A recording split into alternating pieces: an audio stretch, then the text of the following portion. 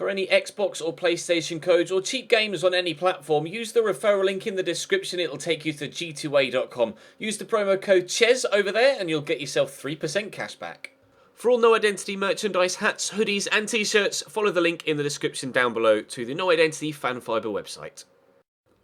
Hey guys, welcome to another episode of Ultimate Team here on the Chesnoid Gaming channel. This is the second half of the weekend just gone with regards to my FUT Champions game. If you missed the first part, then check the channel page for it. It went up on Monday evening. This, of course, you'll be seeing on Wednesday. Now, in the first half of the games, I unfortunately went 11 and 9. Didn't necessarily play the best football I've ever played on Ultimate Team, and I wasn't actually playing that well on the Friday. I played all 20 of those games on the Friday.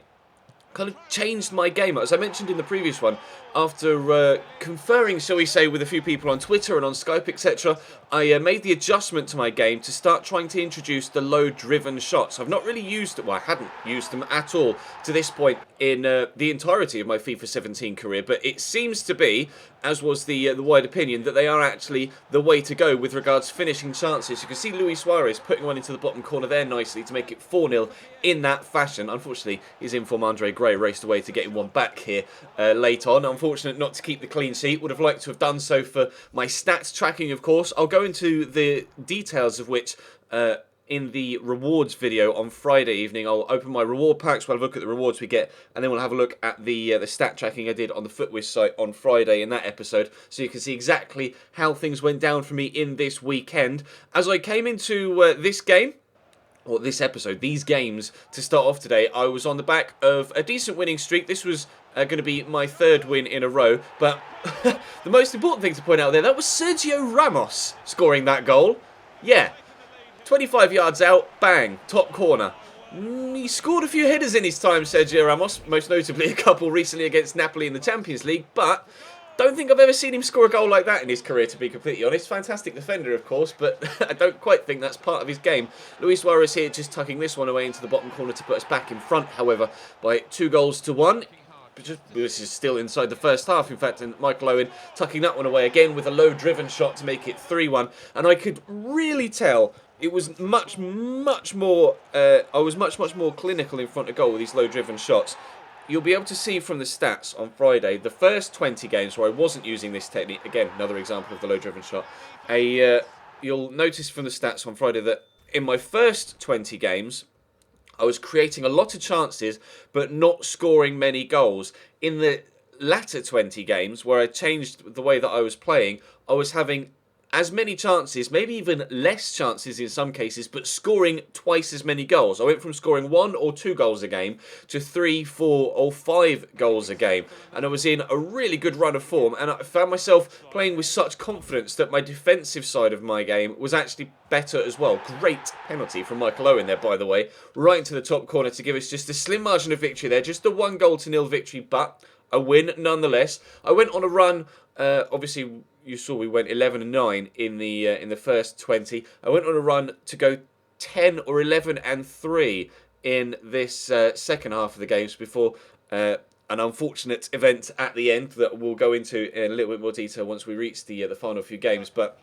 I was playing with such confidence, and it was kind of baffling to me that, yes, obviously confidence in real life football is very, very important, but I found myself playing with such, well, I don't even quite know how to describe it. I felt going into each game, regardless of my opposition, that I could win, and that meant that I wasn't rushing things going forward or diving into tackles at the back. I was being more patient in my build-up, playing passes sideways and backwards if needs be, and defensively just waiting for the right opportunity to tackle, and it was completely changing the way that my game was played, and I was winning game after game after game.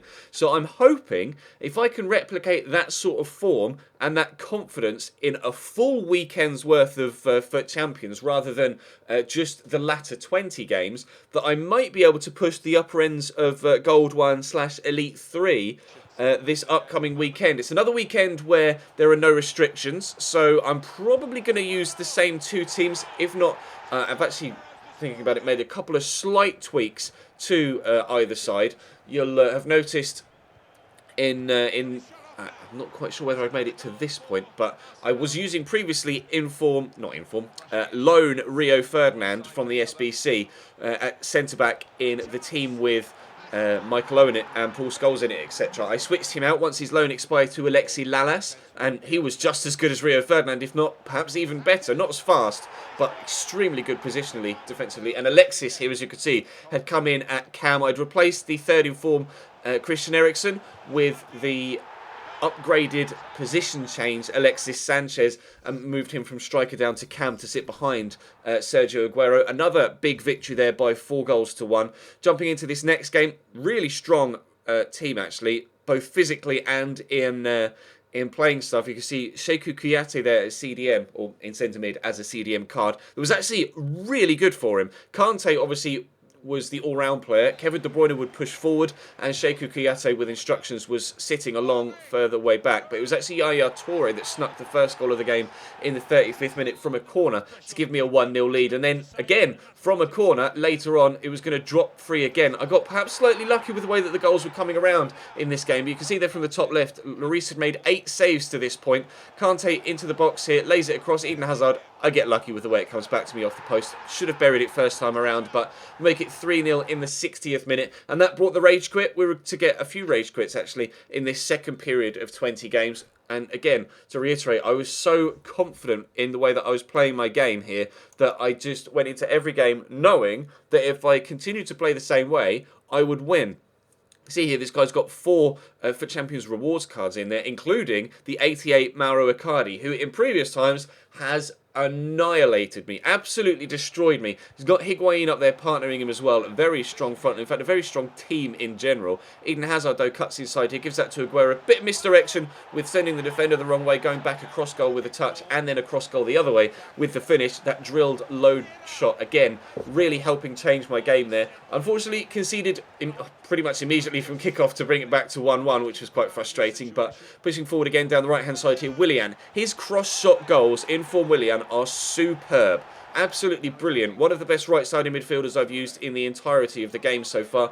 Again, Sergio Aguero with that low shot, beating the keeper just after half-time to make it 3-1. And that, again, brought another rage quit, I believe. Yes, immediately after that goal, as you can see there, 49th minute. So we were able to get another victory.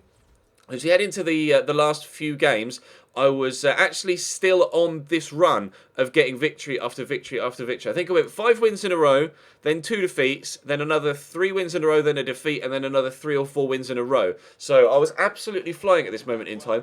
Good strong side again from this guy here with Ruud van Nistelrooy up top, who for some reason I always seem to struggle against. But Luis Suarez in behind here, the beautiful finish into the bottom corner, keeping it low and getting the angle right to squeeze it home in the first half. And that, I think it was the first half. I think that was the 39th minute. It might be the 79th minute. I couldn't quite see properly. But that was a single goal to nil victory in that one, which was something that was kind of not happening that often. But what a team this guy's got. Not necessarily ability-wise, but just in the fact that there are so many different cards in there. Ones to watch, normal cards, silver cards, scream cards, SBC cards, Player of the Month cards.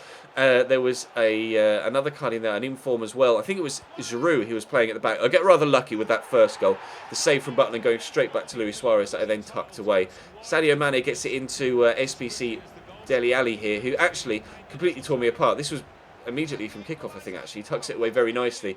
And it's a couple of goals now I've conceded straight from kickoff in the past couple of games. I was getting a little bit concerned there. And then I'm not entirely too sure what David De Gea was doing there. Came to Superman punch it, got nowhere near it, and I went 2-1 down. Then Emre Can goes and turns me into... I don't know what he was doing with my defenders there. Just took them one way, then the other, and buried it into the back of the net to make it 3-1. But in this situation, in earlier weeks, even in earlier games, in this particular weekend, in the opening 20, I would have completely lost my head, panicked, started to rush things going forward, not played good football, and ended up getting beaten by perhaps even more. But because of the confident mood I was in, and the way that I'd adjusted my game, I completely changed my approach to it, and was able to get myself back to 3-3 before 90 minutes. We then ended up going 4-3 in front in extra time here in the 97th minute, and in fact were to extend that lead even further, and with one hell of a goal as well.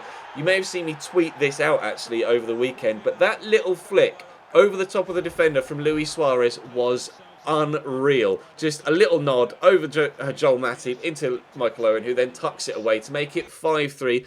Probably the best goal I've scored all weekend. That or the Ramos 25-yard screamer. But after being 3-1 down, actually, I may have missed one of his goals there, actually. I think that said 5-4 at the end, didn't it? I apologise. He was able to pull one back, clearly. But we ended up running out 5-4 winners with that rather spectacular Luis Suarez flick into Owen to give us the victory there. And clearly it was important if he was to pull one further back. I apologise that I seem to have missed the clip out there. So many goals that I couldn't keep up in editing. But we're into another game now. Back with this same team, Angel Di Maria. I don't normally get on with Di Maria, but this man of the match card I've been very much enjoying on the right-hand side. The blue and orange man of the match card. One simple through ball here completely splits my entire defence, though. Not entirely too sure what was going on there, but he too using or utilising the low-driven shot to squeeze it home underneath the keeper there. So into extra time we went, then it was my turn to start turning up with SBC Player of the Month, Dele Alli, squaring this back across to Suarez and across again to Hazard, who tucks it home to make it 2-1 in the 103rd minute, and then we were in fact going to make it 3-1 by pushing forward in the second half of extra time. Again, really good possession football. Kante slotting it up to Owen.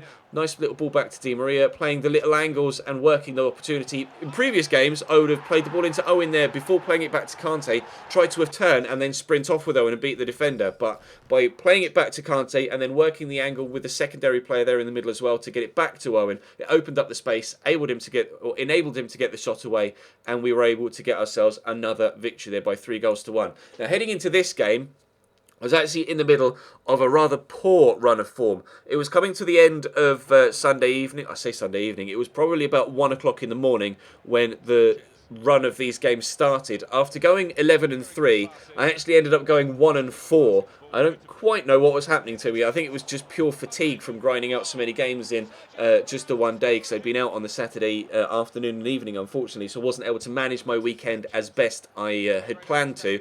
So I ended up going 11-3 and then 1-4, which meant that I was 12-7 heading into these final two games. This one and the next one, I was able to run out the last two games with victories. So in the end, I ended up getting 13 wins from my second half of games, which is only 2 more than the 11 in the first half. But if I can manage my weekend better next weekend, then hopefully we can avoid the fatigue.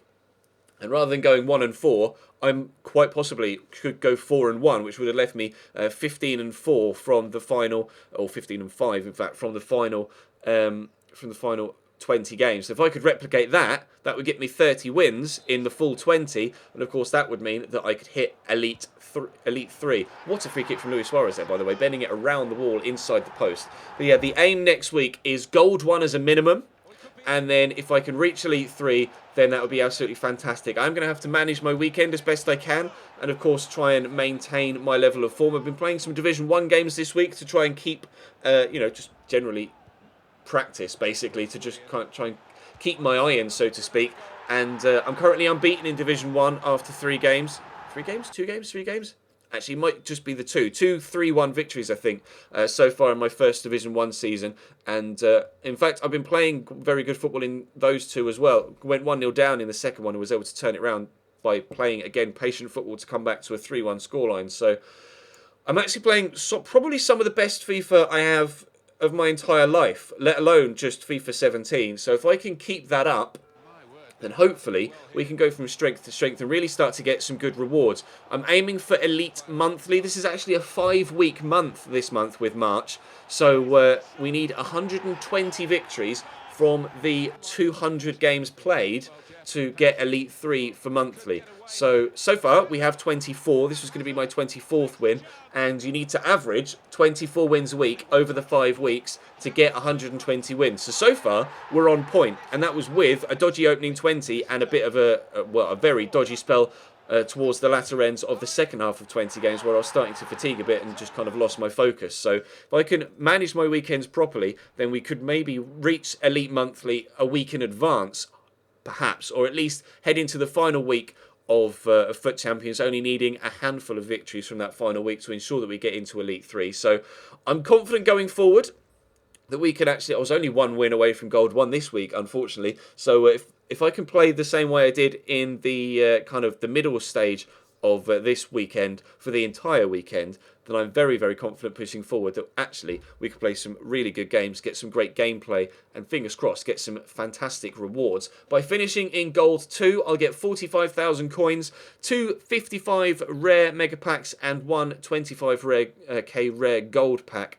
So the rewards are pretty decent for Gold 2. For Gold 1, I'd have gotten an extra coin boost. I think it was 60,000 coins, maybe 70,000 coins, and 2 100k packs. So we're slightly disappointed to have missed out on that, but hopefully next weekend I can turn up and we can push for Elite 3. That is the aim, and it's going to be a real test to see if I can actually do it. Hopefully you guys are enjoying these Ultimate Team videos. I know the support on them has really waned recently. They're only getting minimal views, but I'm enjoying playing Ultimate Team right now, so I'm going to continue to put these videos out, and hopefully over time people will start to enjoy them more and more. But fingers crossed you've enjoyed this one to this point. Drop the video a like if you have. Let me know in the comment section that you made it all the way to the end. Subscribe to the channel if you haven't already, and I'll see you next time.